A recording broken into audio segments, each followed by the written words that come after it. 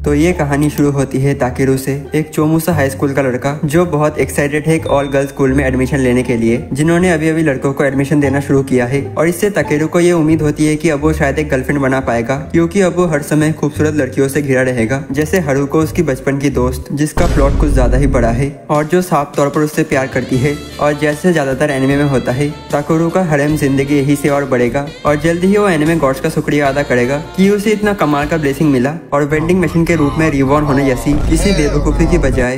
लेकिन जब ताकेरू पहले दिन स्कूल पहुंचता है और तभी एक अजीब एनर्जी की लहर उसके शरीर से गुजरती है और वो खुद को दो लड़कियों के बीच हो रही एक इंटेंस फाइट का गवाह बनते हुए देखता है, जो कि शायद किसी तरह के मैजिकल वेपन्स का इस्तेमाल कर रहे हैं। और जैसे ही वो ये फाइट देख रहा होता है, हिमेगामी एक सुनहरे बालों वाली लड़की जो एक पेड़ की डाली से इस लड़ाई को देख रही होती है, अचानक उसका पैर फिसल जाता है और वो सीधे ताकेरू पे आकर गिरती है, जिससे दोनों का अनचाहा किस हो जाता है। और हिमेगामी तुरंत उठकर ताकेरू को धमकी देती है कि उसने उसका पहला किस चुरा लिया है और इसीलिए वो उसे मार डालेगी। लेकिन तभी उसकी नजर ताकेरू के कंधे पर बने एक यूनिक मार्क पर जाती है, जो उसे इतने समय के लिए डिस्ट्रैक्ट कर देता है कि तब तक ताकेरू यहाँ से भागने में सफल हो जाता है। और जैसे ही वो भागता है, हिमेगामी धीरे से कहती है कि उसने अपने स्मॉल मोटर एनिमी को आखिरकार ढूंढ लिया है। और इस बीच ताकेरू एनिमी गॉड का शुक्रिया अदा करता है कि उसका स्कूल का पहला दिन इतना कमाल का रहा। और उसी दिन बाद में एंट्रेंस सेरेमनी के दौरान मिनोरी जो स्कूल की प्रिंसिपल है, वो समझाती है कि टेनबी एकेडमी एक ऐसी जगह है जहाँ स्टूडेंट यूनिक मैजिकल वेपन्स का इस्तेमाल करना सीखते हैं। लेकिन ताकेरू को समझ नहीं आता कि ये पागल औरत क्या बकवास कर रही है। और अचानक मिनोरी बिना किसी प्लानिंग के एक फाइट डेमोन्स्ट्रेशन करने का फैसला करती है,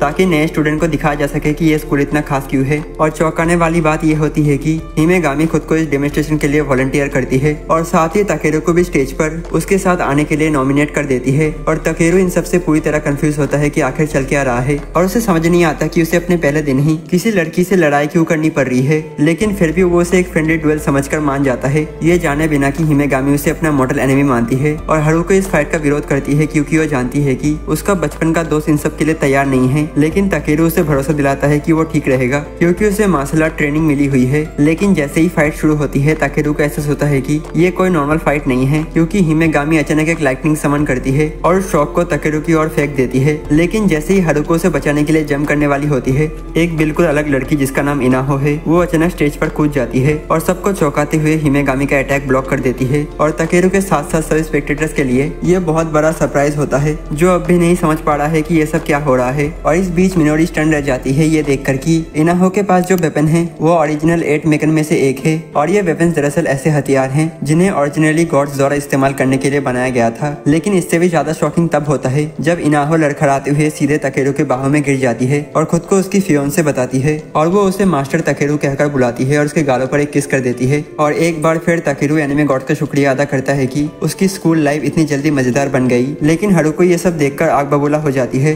खासकर ताकेरू को किसी और लड़की के साथ देखकर। और वो अपना गुस्सा उस पर निकालती है। और हारुको के लिए हालात और तब बिगड़ जाते हैं जब वो उसी रात ताकेरू के डॉर्म रूम में उससे माफी मांगने जाती है। और ये देखकर शॉक हो जाती है कि इनाहो अब उसी के साथ रह रही है। और इनाहो को लगता है कि एक फियोंसे के तौर पर मास्टर ताकेरू को प्रोटेक्ट करना उसका फर्ज है। और इससे भी ज्यादा सरप्राइजिंग बात ये होती है कि और हिमेगामी भी रिवील करती है कि वो भी ताकेरू के साथ रहने वाली है, ताकि वो अपने मॉडल एनिमी पर नजर रख सके। और हारुको इस अचानक आए तूफान से पूरी तरह फ्रस्ट्रेटेड हो जाती है और वहाँ से चली जाती है। लेकिन कुछ ही देर बाद वो वापस लौटती है अपने सामान से भरे बैग के साथ और अनाउंस करती है कि अब वो भी यही रहेगी। लेकिन जब सबको एहसास होता है कि डॉर्म में सभी के लिए बेड्स नहीं है, तो इनाहो वॉलंटियर करती है कि मास्टर ताकेरू उसके साथ बेड शेयर कर ले। लेकिन बाकी सभी लड़कियां तुरंत इस आइडिया को रिजेक्ट कर देती है, क्योंकि सच कहे तो उस बेड में फिर नींद तो बिल्कुल नहीं आने वाली थी। और इसी तरह एक चोमुसा हाई स्कूल का लड़का अपने पहले ही दिन किसी तरह ऐसी जिंदगी जीने लगता है जो किसी एनिमे के ड्रीम सिनेरियो से कम नहीं है। और स्कूल का पहला दिन एक हैरेम के साथ शुरू तो हो गया, लेकिन लड़कियों के साथ रहना उतना आसान नहीं है जितना कि ताकेरू ने सोचा था। और रात के बीच जब चुपके से इनाहो उसके बेड में घुस जाती है, तो उसी रात हारुको उसे जोरदार पंच कर देती है। और उसी सुबह जब ताकेरू गलती से हिमेगामी के कमरे में घुस जाता है, जब वो कपड़े चेंज कर रही होती है, तो वो लाइटनिंग फिंगर से उसकी आंखों को पोक कर देती है, ताकि शायद वो जिंदगी भर के लिए अंधा हो जाए। और इस अफरा तफड़ी वाली सुबह के चलते ताकेरू और लड़कियां स्कूल जाने के लिए लेट हो जाती हैं। और ताकेरू एक नंबर का चोमू लड़कियों के साथ दौड़ते दौड़ते थक जाता है। लेकिन शुक्र है कि हिमेगामी अपने इनविजिबल फेमिलियर, जो सिर्फ वही देख सकती है, उसका इस्तेमाल करती है और ताकेरू को हवा में उड़ाकर स्कूल के गेट के पार पहुंचा देती है, इससे पहले कि गेट बंद हो जाए। और जैसे ही ताकेरू उसकी पावर की एक और झलक देखता है, उसे एहसास होता है कि हिमेगामी उससे कई ज्यादा पावरफुल है जितना कि उसने पहले सोचा था। और अचानक स्टूडेंट काउंसिल की प्रेसिडेंट वहाँ पर आ जाती है और हारुको को लेट आने और एक वाइस स्टूडेंट काउंसिल प्रेसिडेंट होने के नाते उसे गलत एग्जाम्पल सेट करने पर डांटती है। लेकिन उसका स्ट्रिक्ट और हार्ड बिहेवियर तुरंत बदल जाता है जब एक तेज हवा उसके स्कर्ट को उड़ाती है और वो पूरी तरह एम्बेरस हो जाती है कि एक लड़के ने पहली बार उसका बेकरी देख लिया। और बाद में जब ताकेरू अपने क्लास में पहुंचता है तो उसके क्लासमेट आपस में फुसफुसाते हैं क्योंकि उन्होंने उसे पहचान लिया है और वो वही लकी लड़का है जिसके लिए एंट्रेंस सेरेमनी में 3 सुंदर लड़कियां लड़ रही थी। और अगर उनको ये भी पता चल जाए कि वो उनके साथ रह भी रहा है तो वो उससे और भी जलने लगेंगे। लेकिन ऐसा लगता है कि ताकेरू 3 वाइफूज से संतुष्ट नहीं है क्योंकि जैसे ही उसे पता चलता है कि आज हेल्थ चेकअप है और ताकेरू और केंगो जो स्कूल के गिने चुने लड़कों में से एक हैं, दोनों को एक ही आइडिया आता है बीमार होने का बहाना बनाकर क्लास से बाहर निकलना ताकि वो लड़कियों को हेल्थ चेकअप के लिए तैयार होते हुए चुपचाप देख सके। और ये हरकत जल्दी ही इन दोनों चोमूस के लिए एक बॉन्डिंग एक्सपीरियंस बन जाती है, जैसे कि उनके पास एक ही दिमाग हो जिसे वो शेयर कर रहे हैं। लेकिन जब केंगो इनाहो को स्पाई करने वाला होता है तो ताकेरू को अचानक अपनी अंतरात्मा की आवाज सुनाई देती है और वो अपने नए बेस्ट फ्रेंड को अपनी ही एक वाइफू को क्रीप की नजरों से देखने से रोक देता है। और तभी हिमेगामी अचानक सामने आ जाती है और रिवील करती है कि वो भी पूरे समय इन लड़कों पर स्पाई कर रही थी और इन दोनों थरकियों को सबक सिखाने के लिए उनके मुंह पर पैर से मारते हुए सजा देती है। और उसी दिन बाद में चाहे ताकेरू के चेहरे पर हिमेगामी का पैर छपा हुआ हो और वो फिर भी एक्साइटेड होता है कि उसकी हेल्थ चेकअप की जिम्मेदारी खूबसूरत नर्स आकी के पास है। लेकिन जब ताकेरू अपना हाथ एक मशीन में डालता है जिसे ये पता लगाने के लिए बनाया गया है कि कौन सा वेपन स्टूडेंट के लिए ज्यादा कंफर्टेबल है, लेकिन वो मशीन अचानक माल फंक्शन हो जाती है और ताकेरू को कोई भी वेपन असाइन नहीं कर पाती। और जिन जो इस मशीन का इन्वेंटर है ये देखकर हैरान हो जाता है क्योंकि ऐसा पहली बार हुआ है जब उसकी मशीन किसी भी स्टूडेंट के लिए कोई सुटेबल वेपन डिटेक्ट नहीं कर पाई। लेकिन फिर भी जिन वादा करता है कि वो ताकेरू के लिए परफेक्ट वेपन खुद बनाएगा और ताकेरू को अब 1 महीने से भी कम समय में अपनी ताकत साबित करनी है। और इस बीच मिनोरी उसे याद दिलाती है कि हर स्टूडेंट को एक यूनिक वेपन दिया जाता है जिसे मेकन कहा जाता है और अगर उसके पास अपना मेकन नहीं होगा तो उसकी स्कूल लाइफ और भी ज्यादा खतरनाक हो सकती है। लेकिन शुक्र है कि इनाहो वादा करती है कि जब तक मास्टर ताकेरू खुद को डिफेंड करना नहीं सीख लेते तब तक वो उसकी सुरक्षा करती रहेगी। हालांकि सोचने वाली बात यह है कि जब उसके मास्टर के चेहरे पर कोई अपने पैर का निशान छोड़ रहा था तब वो कहाँ थी। और मिनोरी और जिन से बात करने के बाद ताकेरू को एहसास होता है कि शायद ये एकेडमी कोई अमेरिकन स्कूल है क्योंकि यहाँ हर स्टूडेंट के पास कोई वेपन है सिवाय उसके। और उसे चीयर अप करने के लिए कि उसे अपना मेकन नहीं मिला, हारुको और इनाहो उसे स्कूल के चारों ओर घुमाने का फैसला करते हैं ताकि वो किसी क्लब को ज्वाइन करने के लिए चुन सके। और जब ताकेरू ये देखता है कि स्टूडेंट किस तरह अपने अपने क्लब में अपने मेकन का इस्तेमाल करते हैं तो उसे समझ आता है कि एक मेकन होना कितना जरूरी है और कि शायद फोटोग्राफी क्लब ही ऐसा है जो उसे बिना वेपन के अपसेट कर लेगा। लेकिन जैसे ही हारुको इमेजिन करने लगती है कि फोटोग्राफी क्लब में इनाहो और उसके मास्टर ताकेरू के बीच कैसे कैसे अनडिसेंट बिहेवियर हो सकते हैं और वो उसे तुरंत वहाँ ज्वाइन करने से मना कर देती है और इसके बजाय वो उसे अपने और हिमेगामी के साथ सिक्योरिटी क्लब में ज्वाइन होने का इनवाइट देती है ताकि वो स्कूल को एक सुरक्षित जगह बनाए रखने में मदद कर सके। हालांकि ताकेरू को नहीं लगता कि वो इस तरह की मदद करने में सक्षम है, लेकिन कुछ देर सोचने के बाद वो क्लब ज्वाइन करने के लिए मान जाता है। और अगली सुबह जब ताकेरू स्कूल पहुंचता है तो वो एक डुएल का गवाह बनता है जो चल रहा होता है एजुकी के साथ जो सिक्योरिटी क्लब की एक और मेंबर है और काई के बीच जो एक मेल स्टूडेंट है। और काई ये जिद करता है कि अगर वो जीत गया तो एजुकी को उसकी गर्लफ्रेंड बनना ही होगा। हालांकि एजुकी एक टैलेंटेड फाइटर है लेकिन वो काई के यूनिक मेकन को पार नहीं कर पाती और वही ताकेरू को एक लड़की को इस तरह से बेरहमी से पीटते हुए देखकर बहुत बेचैनी महसूस होती है और वो एजुकी की मदद करने के लिए कूद पड़ता है। लेकिन बाकी लड़कियां उसे रोक लेती है क्योंकि तेनबी एकेडमी के नियमों के अनुसार 2 कंसल्टिंग फाइटर्स के बीच की लड़ाई में कोई इंटरफियर नहीं कर सकता। लेकिन ताकेरू ये सब चुपचाप देखना बर्दाश्त नहीं कर पाता और अचानक उसके मुंह के सामने एक एनर्जी बॉल बनने लगती है और उसके अंदर इतनी ताकत आ जाती है कि वो खुद को छुड़ाकर काई के अटैक को ब्लॉक कर लेता है और ठीक समय पर वो एजुकी को बचा पाता है और बिना किसी हिचकिचाहट के एजुकी इस मौके का फायदा उठाते हुए सीधे काई के मुंह पर हमला कर देती है और लड़ाई को जल्दी खत्म कर देती है, साथ ही उसे हमेशा के लिए चुप करा देती है। और इसके बाद एजुकी और बाकी लड़कियां ताकेरू को डांटती हैं कि उसने इंटरफियर क्यों किया, खासकर तब जब उसके पास खुद को बचाने के लिए कोई वेपन भी नहीं था। लेकिन जवाब में ताकेरू बस इतना कहता है कि हाँ, मैं जानता हूँ कि टेनबी एकेडमी की लड़कियां बहुत स्ट्रॉन्ग हैं, लेकिन मैं चाहता हूँ कि हर फाइट फेयर हो। और उसकी ये बात सुनकर हारुको को अचानक अपनी बचपन की एक बात याद आ जाती है जब ताकेरू ने उसकी रक्षा की थी और उसे एहसास होता है कि ताकेरू आज भी वैसा ही है, बिल्कुल नहीं बदला। और ताकेरू को एहसास होता है कि फेयर फाइट सुनिश्चित करना तो सिक्योरिटी क्लब का असली काम है और यही बात उसकी उस फैसले को मजबूत करता है कि उसे इस क्लब का हिस्सा बनना ही चाहिए। और सुबह हुई घटनाओं के बाद इनाहो और केंगो भी सिक्योरिटी क्लब को ज्वाइन करने का फैसला करते हैं और 3 नए मेंबर्स का स्वागत करने के लिए क्लब एक वेलकम पार्टी आयोजित करता है, वो भी एक हॉट स्प्रिंग में। और जाहिर है ये तो बस प्लॉट को और आगे बढ़ाने का बहाना है, लेकिन अफसोस की बात है कि ये सीन मैं यूट्यूब पर नहीं दिखा सकता क्योंकि ये थोड़ा ज्यादा ही स्पाइसी है। और जितना ये दुखद है तुम्हारे लिए उतना ही दुखद है हमारे लड़कों के लिए भी, क्योंकि जहाँ लड़कियां हॉट स्प्रिंग में मस्ती कर कर रही होती हैं और प्लॉट फुल सीन के मजे ले रही होती है और वही लड़कों को उनसे दूर रखा जाता है। हालांकि वो इतनी दूरी पर होते हैं कि सब सुन पा रहे थे, जैसे पानी में छप छप करना और लड़कियों की हंसी। और अगर तुमने कभी भी हैराम एनीमे देखा है तो तुम जानते हो कि ये सब एक ही चीज पर जाकर खत्म होता है। लड़के कुछ ऐसा देख लेते हैं जो उन्हें नहीं देखना चाहिए था और फिर सजा के तौर पर भालू उनके ऊपर हमला कर देता है। और कुछ समय बाद ताकेरू और केंगो एक ट्रेनिंग से गुजरते हैं जो लड़कियों के लिए तो काफी आसान होती है, लेकिन लड़के उसमें बुरी तरीके से हारने लगते हैं या फिर वो जानबूझकर पीछे रह जाते हैं ताकि व्यू का मजा ले सके। लेकिन उस रात ताकेरू का शरीर ट्रेनिंग के कारण बुरी तरीके से दर्द में होता है, तो इनाहो एक अच्छी वाइफू की तरह उसे मसाज देने का प्रस्ताव रखती है और जाहिर है हारुको को यह देखकर जलन होती है। लेकिन इस बार ताकेरू को कोई सजा नहीं मिलती बल्कि उसे ब्लेसिंग मिलती है क्योंकि उसे मसाज दोनों लड़कियों से मिलती है। और इस बीच हिमेगामी इन सबको क्रीप करते हुए देख रही होती है और हिमेगामी सोच में पड़ जाती है कि आखिर ताकेरू को इजुकी को बचाते वक्त अचानक इतनी जबरदस्त ताकत कहां से मिल गई थी। और इसका जवाब जानने के लिए हिमेगामी भी मसाज में शामिल होने का फैसला करती है, लेकिन अपने अंदाज में यानी ताकेरू के ऊपर पैर रखकर और बिना वक्त गवाए वो ताकेरू को डेट के लिए पूछ लेती है। और ताकेरू जाहिर है फौरन मान जाता है कि भले ही उसे लगता हो कि हिमेगामी के इरादे कुछ गड़बड़ हैं, लेकिन इतनी क्यूटी के साथ डेट जाने का मौका वो कैसे छोड़ सकता है। और डेट वाले दिन ताकेरू और हिमेगामी पार्क में मिलते हैं और भले ही वो पहले से एक ही घर में रह रहे हों। और वही दूसरी तरफ हारुको और इनाहो छुपकर उनका पीछा कर रहे होते हैं, लेकिन शुक्र है कि ये डेट ज्यादा रोमांटिक और ड्रामाफुल नहीं होती और हिमेगामी बस वो सारी क्यूट चीजें खरीदती है जो उसे पसंद है और पूरा दिन बस ताकेरू उसके शॉपिंग बैग उठाने का काम करता है। और डेट के दौरान हिमेगामी को एहसास होता है कि ताकेरू की खुशबू उसके बड़े भाई जैसी है, लेकिन इन सबके बावजूद हिमेगामी को ताकेरू के साथ वाकई में काफी मजा आता है। और इतना कि वो पूरी तरह भूल जाती है कि उसने उसे डेट पर बुलाया इसलिए था ताकि उसकी छुपी हुई ताकत के बारे में कुछ पता लगा सके। और इस बात से झुंझुलाकर हिमेगामी जबरदस्ती ताकेरू से उसका छाता दिखाने की मांग करती है ताकि वो उस रहस्यमयी मार्ग को फिर से देख सके। और तभी अचानक 3 अजनबी लड़के कहीं से प्रकट हो जाते हैं और खुद को हिमेगामी फैन क्लब के मेंबर बताते हैं, जो सच बताऊं तो मुझे भी ज्वाइन करना है। और फिर वो प्राउडली ये रिवील करते हैं कि वो पूरे दिन से हिमेगामी का पीछा कर रहे थे और वो फैन बॉयज ये कहकर आए हैं कि वो हिमेगामी को ताकेरू के वर्जिननेस से बचाने आए हैं। और हिमेगामी को ये सुनकर गुस्सा आ जाता है, तो वो बिना किसी हिचकिचाहट के अपनी इनविजिबल फैमिलियर को बुला लेती है और फिर उन सभी फैन बॉयज को पानी में फेंक देती है। लेकिन तभी अचानक एक और आदमी शैडो से बाहर आता है और हिमेगामी को फाइट के लिए चैलेंज करता है और इसका जवाब देने से पहले ही वो उस पर हमला कर देता है। लेकिन हिमेगामी उसके सारे अटैक को आसानी से डॉज कर लेती है और लड़ाई के दौरान हिमेगामी अंदाजा लगाती है कि ये आदमी शायद कामागारे नाम के सीक्रेट ऑर्गेनाइजेशन से है, जो ताकतवर फाइटर्स को जबरदस्ती अपनी ऑर्गेनाइजेशन में भर्ती करने की कोशिश करते हैं। और इसके बाद वो आदमी ताकेरू को निशाना बनाता है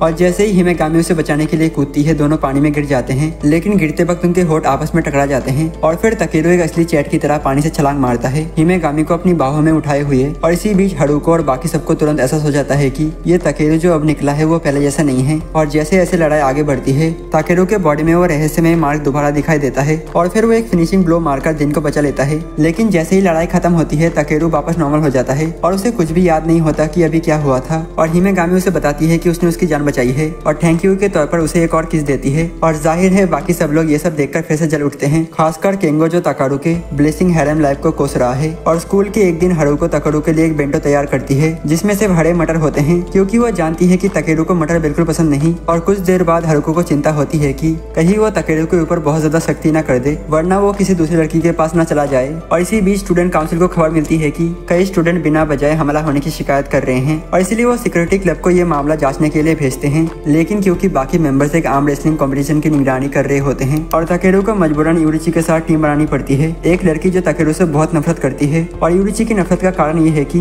वो हारुको की बहुत बड़ी फैन है जो उसे अपने बुलिस से बचा चुकी है। और यहाँ तक कि यूरिची सिक्योरिटी क्लब में शामिल भी हो गई है ताकि वो हारुको के करीब रह सके। और इसीलिए यूरिची ताकेरू को एक बेवकूफ समझती है जो उसके प्यारे हारुको के करीब भी नहीं हो सकता। और कई घंटों तक स्कूल में घूमते हुए और जानकारी इकट्ठा करते हुए और ताकेरू कुछ समय के लिए यूरिची को छोड़कर पानी पीने जाता है और वही उसकी मुलाकात एक रहस्यमय लड़की से होती है जो उसके पास आकर दावा करती है कि उसे उस अननोन पर्सन के बारे में जानकारी है जो हमला कर रहा है। और उसकी प्लॉट और ब्यूटी की वजह से ताकेरू उस पर तुरंत विश्वास कर लेता है। लेकिन जैसे ही वो अपना नाम बताता है तो वो लड़की तुरंत अपनी पावर को एक्टिवेट कर लेती है और अचानक ताकेरू को एक मकड़ी के जाले में फंसा लेती है जो उसने बनाया था। और ठीक तभी जब वो ताकेरू के ऊपर हमला करने वाली होती है और उसी अचानक ताकेरू को बचाने आती है। हालांकि वो उससे गहराई से नफरत करती है और कुछ समय तक वो उस लड़की के खिलाफ अपनी जगह बनाए रखती है। लेकिन जब ताकेरू उस लड़की के सामने ओरुची का नाम लेता है तो वो भी मकड़ी के जाले में फंस जाती है और हिल डुल नहीं पाती। और फिर वो लड़की ये रिवील करती है कि वही उन रैंडम अटैक्स के पीछे की असली वजह है। और इसी बीच हारुको चिंता में है क्योंकि पूरा दिन ताकेरू या यूरिची से कोई खबर नहीं मिली और वो सोचती है कि दोनों किसी मुसीबत में हो सकते हैं। और खुशकिस्मती से ज्यादा देर नहीं लगती और हारुको को दोनों ही मिल जाते हैं और वो तुरंत मौके पर पहुंचकर सबको बचा लेती है। लेकिन क्योंकि उस लड़की को हारुको का नाम पहले से ही पता है और वो अपनी शक्तियों का इस्तेमाल कर उसे पकड़ने की कोशिश करती है, लेकिन हारुको बहुत ज्यादा ताकतवर साबित होती होती है और आसानी से मकड़ी के जाल को तोड़ देती है और वो बताती है कि उसके पास उन लेजेंडरी 8 ओरिजिनल मोकन में से एक है। और वही दूसरी तरफ सिक्योरिटी क्लब के बाकी मेंबर्स ताकेरू की चिंता कर रहे होते हैं, लेकिन हिमेगामी उन्हें भरोसा दिलाती है कि उन्हें कोई फिक्र नहीं करनी चाहिए जब तक हारुको वहाँ पर है, क्योंकि पूरे स्कूल में कोई भी उससे मुकाबला नहीं कर सकता। और इसी समय हारुको तुरंत अपने सीट स्वॉर्ड से उस लड़की पर हमला करती है और कुछ ही सेकंड में लड़ाई खत्म कर देती है।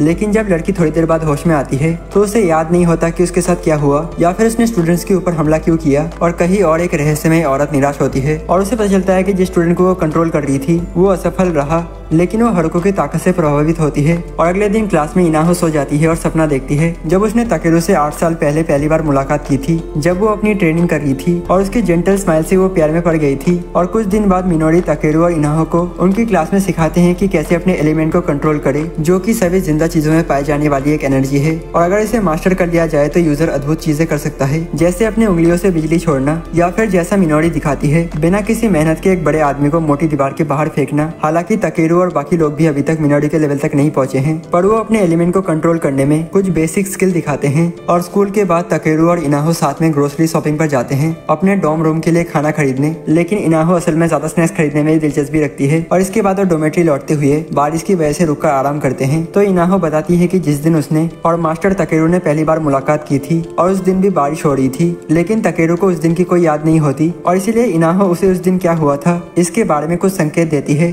इस उम्मीद में कि ताकेरू की दबी हुई यादें फिर से जाग जाएंगी और वो उस वादे को याद करेगा जो उसने उससे किया था। लेकिन जब साफ हो जाता है कि वो अभी भी याद नहीं कर पाता तो उदास इनाहो अकेले ही घर लौटने का फैसला करती है और रास्ते में एक आवारा बिल्ली को देखकर उसे अपने साथ ले लेती है। और इस बीच जब ताकेरू वापस घर लौटता है तो हारुको उसे बताती है कि इनाहो अभी तक घर नहीं लौटी है और इनाहो की चिंता करते हुए ताकेरू उसे तुरंत ढूंढने निकल पड़ता है। और कुछ मिनट बाद उसकी मुलाकात केंगो से होती है, जो उसे बताता है कि उसने इनाहो को पहाड़ों की ओर जाते हुए देखा था और साथ ही ताकेरू को मारते हुए डांटता है कि उसने इनाहो को अकेले कैसे छोड़ दिया। लेकिन ताकेरू जवाब देता है कि उसे पता है कि वो बेवकूफ है और तुरंत पहाड़ों की ओर भाग जाता है इनाहो को ढूंढने। और जब ताकेरू आखिरकार वहाँ पर पहुँचता है और तभी एक बड़ा पत्थर बिल्ली के ऊपर गिरने ही वाला होता है और लकीली ताकेरू अपने एलिमेंट का इस्तेमाल करके खुद को तेजी से आगे बढ़ाता है और बिल्ली को समय रहते बचा लेता है। और फिर अचानक एक और पत्थर उनके ऊपर गिरने वाला होता है, लेकिन इस बार इनाहो छलांग लगाकर उन्हें बचा लेती है। और हालांकि अपने मौकन का इस्तेमाल करने के कारण वो दोबारा बेहोश हो जाती है। और जब इनाहो दोबारा होश में आती है तो वो खुद को और बिल्ली को ताकेरू के कंधे पर पाती है, जो उन्हें डॉर्मेट्री की तरफ वापस ले जा रहा है। हालांकि ताकेरू को अभी भी 8 साल पहले किया गया वादा याद नहीं आता, जिसमें उसने कहा था कि वो बड़े होकर शादी करेंगे, लेकिन बिना सोचे समझे ताकेरू कहता है कि वो हमेशा इनाहो की रक्षा करेगा। और ये सुनकर वो सेटिस्फाई हो जाती है। और कुछ दिनों बाद स्टूडेंट की एक भाड़े की यूनिट को बुलाया जाता है, जिन्हें वीनस कोड नेम से जाना जाता है। और तेनबी एकेडमी में वीनस यूनिट का अराइवल होता है। और ठीक उसी समय जब जेन ताकारू को उसका कस्टम निर्मित मौकन देने वाला होता है और तभी हेलीकॉप्टर की आवाज से सबका ध्यान भंग होता है, क्योंकि वीनस यूनिट्स के मेंबर वहां से छलांग लगाते हैं। और ये देखकर जेन तुरंत प्रिंसिपल को बताने के लिए निकल जाता है। और मिनोरी के ऑफिस में पहुंचने पर वीनस की कमांडर अकाया मिनोरी को कहती है कि और वीनस की गर्ल्स मेंबर गर्मियों तक के लिए इस स्कूल में एक्सचेंज स्टूडेंट के रूप में पड़ेगी। लेकिन वो ये भी साफ करता है कि उनका असली मिशन एक पुराने 8 सिर वाले ड्रैगन देवता को रिवाइव करने की कोशिश करने वाले अपराधी को ढूंढना और रोकना है। और थोड़ी देर बाद ताकेरू और बाकी स्टूडेंट वहाँ पर पहुँचते हैं तो वीनस मेंबर सबके सामने खुद को एक एक करके प्रस्तुत करती है। लेकिन जल्दी ही माहौल स्ट्रेसफुल हो जाता है, क्योंकि वीनस यूनिट्स के मेंबर घमंडी और एरोगेंट बिहेवियर करने लगते हैं। और खास तौर पर एक मेंबर यांग मिंग, जो कहती है कि वो कमजोरों को अपना नाम बताने की जरूरत नहीं समझती। और ये सुनकर सुजुकी नाराज हो जाती है और उसे डुएल के लिए चैलेंज कर देती है। लेकिन क्योंकि सिक्योरिटी क्लब के मेंबर्स आपस में डुएल नहीं कर सकते और इसीलिए वो तय करते हैं कि वो वॉलीबॉल मैच के जरिए ये तय करेंगे कि कौन बेहतर है। और इनाहो और हिमेगामी चीयरलीडर बनकर सिक्योरिटी क्लब को चीयर अप करते हैं और दोनों टीमें जीतने के लिए उत्साहित और एक जैसे काबिल होते हैं, जिसके चलते स्कोर बराबरी से चलते रहता है। और तभी अचानक यांग मिंग अपनी पावर्स को एक्टिवेट कर देती है और मुकाबले को अपने पक्ष में मोड़ने की कोशिश करती है और इससे इजुकी को चोट लगने का खतरा बन जाता है। और फिर इजुकी गुस्से में आ जाती है और वो भी अपने पावर का इस्तेमाल करके पलटवार करती है, जिससे यांग मिंग को भी चोट लगने की नौबत आ जाती है। और जैसा कि आप अंदाजा लगा सकते हैं, ये शान सा वॉलीबॉल मैच अचानक एक जबरदस्त पावर बैटल में बदल जाता है, जहाँ सभी अपनी शक्तियाँ इस्तेमाल करने लगते हैं और पूरा जिम लगभग तबाह हो जाता है। जबकि मिनोरी इस हंगामे के बीच भी आराम से सोती रहती है। और आखिरकार जब धूल हटती है तो ताकारू गलती से वीनस के एक मेंबर सिलिया के ऊपर गिर जाता है,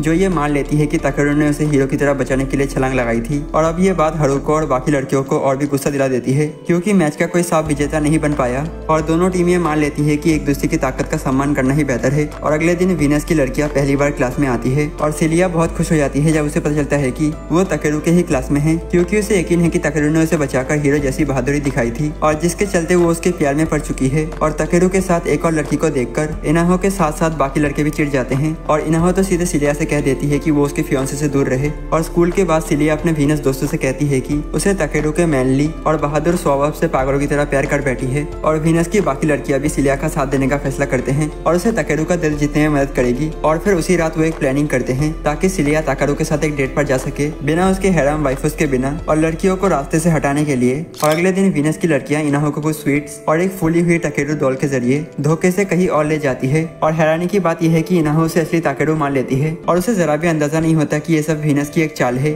दूसरी तरफ सिलिया स्कूल के बाद ताकेरू से मिल जाती है और तुरंत उसे घसीटते हुए एक डेट पर ले जाती है। और वो दिन भर साथ घूमते हैं, अलग अलग दुकानों पर जाते हैं, अच्छा खाना खाते हैं और कुल मिलाकर काफी मस्ती करते हैं। लेकिन डेट के अंत में सिलिया उसे एक बड़े से घर में ले जाती है और ताकेरू को एक कुर्सी से बांध देती है। हालांकि उसकी उम्मीदों के उल्टा सिलिया उसे मारने की कोशिश नहीं करती, बल्कि उसे एक सोलो म्यूजिकल परफॉर्मेंस दिखाती है। और वो बताती है कि वो अमेरिका में एक फेमस आइडल रह चुकी है। और इसी बीच हारुको और हिमेगामी पूरे स्कूल में ताकेरू को ढूंढ रहे होते हैं क्योंकि उन्हें उससे पूरे दिन कोई खबर नहीं मिली होती। और तभी वो इनाहो को नकली ताकेरू डॉल के साथ देखते हैं और तुरंत समझ जाती है कि कुछ गड़बड़ है। और उसी समय यांग मिंग सामने आती है ताकि सिलिया और ताकेरू को डेट को थोड़ा और समय मिल सके। और अब जाकर इनाहो को भी ये समझ आता है कि ताकेरू उसका जवाब क्यों नहीं दे रहा था। और फिर वो एक चाल चल के यांग मिंग से ताकेरू की लोकेशन उगलवा लेते हैं। और फिर हारुको और इनाहो ताकेरू को बचाने के लिए तुरंत निकल पड़ते हैं, डरते हुए कि कहीं वो खतरे में ना हो। और वही हिमेगामी पीछे रुक जाती है ताकि यांग मिंग को रोक सके। और जब वो आखिरकार उस घर तक पहुंचते हैं तो इनाहो बिना सोचे समझे अपनी पावर से पूरा घर ही तोड़ देती है क्योंकि शायद उसने कभी दरवाजा नाम की चीज नहीं देखी। और अंदर वो देखती है कि ताकेरू अभी भी कुर्सी से बंधा हुआ है और सिलिया के घंटों चले गाने से लगता है कि वो मरने ही वाला है। और लड़कियां ये देखकर हैरान हो जाती है कि शायद ताकेरू किसी असली खतरे में था ही नहीं। और कुछ समय के बाद ताकेरू को स्टूडेंट काउंसिल प्रेसिडेंट बुलाती है और उसके एलिमेंट कंट्रोल पर कोई प्रोग्रेस न होने पर उसे चेतावनी देती है। और वो कहती है कि अगर ताकेरू आने वाला एलिमेंट मास्टरी एग्जाम पास नहीं कर पाया तो उसे सिक्योरिटी क्लब से हटा दिया जाएगा। और परेशान और निराश होकर ताकेरू मदद के लिए केंगो के पास जाता है और पूरा दोपहर एलिमेंट की प्रैक्टिस करता है। लेकिन कितनी भी कोशिश कर ले वो कोई प्रोग्रेस नहीं कर पाता। लेकिन घंटों की कोशिश और असफलताओं के बाद जब वो उन सभी लड़कियों के बारे में सोचता है जिनकी रक्षा वो करना चाहता है तो अचानक ताकेरू अपने एलिमेंट को कंट्रोल करने में सफल हो जाता है। और जब वो उसे चलाता है तो वो किसी पेड़ पर एक अजीब लेकिन जानी पहचानी से निशान बना देता है। और उधर हिमेगामी इस पूरी प्रक्रिया को छुपकर देख रही होती है। लेकिन तभी उसे एक जानी पहचानी सी प्रेजेंस महसूस होती है और वो देखती है कि वीनस की एक रहस्यमय मेंबर जिसका नाम मिनर्वा है वो पहले से वहाँ सब देख रही थी। और सबसे चौंकाने वाली बात यह है कि मिनर्वा दावा करती है कि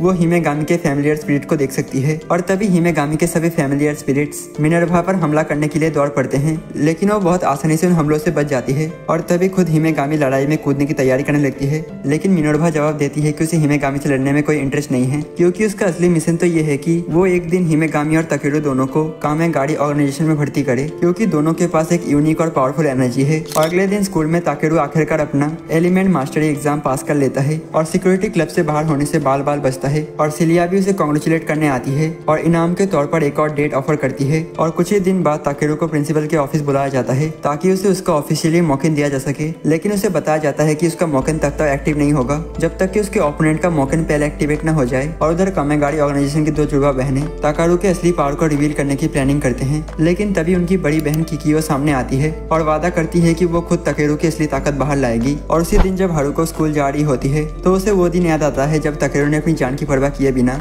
एक डूबते हुए बच्चे को बचाया था और कैसे तभी से वो उसकी साहस की दीवानी हो गई थी। लेकिन ये प्यारी सी याद तब टूट जाती है जब अचानक कोई उसे किडनैप कर लेता है। और जब ताकेरू और हिमेगामी कुछ देर बाद सिक्योरिटी क्लब पहुंचते हैं तो वो हैरान होते हैं कि हारुको अभी तक स्कूल नहीं पहुंची और इसी वजह से उन्हें शक होने लगता है और वो उसे ढूंढने निकल पड़ते हैं। और उसकी तलाश करते हुए ताकेरू का सामना होता है एक स्टूडेंट से जो उसे बताती है कि अगर वो हारुको को बचाना चाहती है तो उसे माउंट एवर ओहाना जाना होगा, वो जगह जहाँ से सभी एलिमेंट पावर प्रोड्यूस होती है। और इतना कहकर वो स्टूडेंट बेहोश हो जाती है। और उधर मिनोरी और बाकी लोग पुराने दिनों को याद कर रहे होते हैं जब वो खुद स्टूडेंट हुआ करते थे और कैसे ताकेरू की फादर उनकी मदद किया करते थे जब वो मुसीबत में होते थे। और उन्हें यकीन होता है कि ताकेरू को स्कूल में भेजना उसकी फादर की कोई खास प्लानिंग का हिस्सा था। और उसी समय ताकेरू माउंट एमन ओहारा पहुंचता है जहाँ उसका किकियो पहले से इंतजार कर रही होती है और वो बताती है कि हारुको को अभी ओडो हिमे ने कैद करके रखा है जो कामागाड़ी लीडर की पोती है। और उसकी खतरनाक डॉल हाउस शक्ति उसे एक वुडू डॉल बनाने की परमिशन देती है जिससे वो अपने ओपोनेंट को अपने अकॉर्डिंग कंट्रोल कर सकती है। और अब वही शक्ति हारुको के ऊपर इस्तेमाल की जा रही है। और अचानक किकियो ताकेरू के ऊपर हमला कर देती है और वो इतनी तेज होती है कि ताकेरू उसके किसी भी हमले से नहीं बच पाता और ताकेरू बुरी तरह पिटने लगता है। लेकिन तब उसे वो दिन याद आता है जब उसकी मदर की डेथ हो गई थी और साथ ही वो मोमेंट जब उसकी मदर ने उससे कहा था सच्ची ताकत हमेशा उन लोगों की रक्षा करने से आती है जिन्हें तुम दिल से चाहते हो। और उसी पल पूरा माउंट अमन ओहारा चमक उठता है जिसे स्कूल में मौजूद सभी लोग महसूस करते हैं, हिमेगामी भी। और तभी ताकेरू अचानक माउंटेन से निकलती एलिमेंटल पावर को एब्जॉर्ब करना शुरू कर देता है और किकियो को यकीन हो जाता है कि ये वही श्रापित शक्ति है जो प्राचीन भविष्यवाणी में बताए गए सीक्रेट बीच से जुड़ी है। और शायद वो सही है, क्योंकि इस नई ताकत के चलते ताकेरू पूरी तरह होश खो देता है और बिना किसी चेतावनी के सीधे तेनबी एकेडमी की तरफ बढ़ने लगता है। और एकेडमी में इस बीच ओटोहिमे हारुको को मजबूर करती है कि वो सब कुछ खामोशी से देखते रहे, बिल्कुल लाचार होकर। और जैसे ही ताकेरू स्कूल पहुंचता है तो वो तुरंत ही सिक्योरिटी क्लब के मेंबर्स के ऊपर हमला करना शुरू कर देता है और उन पर एलिमेंटल पावर की बारिश कर देता है। और इतनी ताकतवर के क्लब के मेंबर्स मुश्किल से उसका मुकाबला कर पा रहे हैं। और इधर ओटोहिमे ये सब देखकर पागलों की तरह हंसती है और ताकेरू की ट्रू पावर को देखकर वो खुद हैरान और मोहित है। और अचानक वीनस यूनिट के कुछ मेंबर्स ओटोहिमे के छुपे हुए अड्डे पर घुस आते हैं ताकि वो हारुको को बचा सके और उसके लिए एक डायमेंशन स्पेस बनाते हैं ताकि वो वहाँ से निकल सके और ताकेरू तक पहुंचे,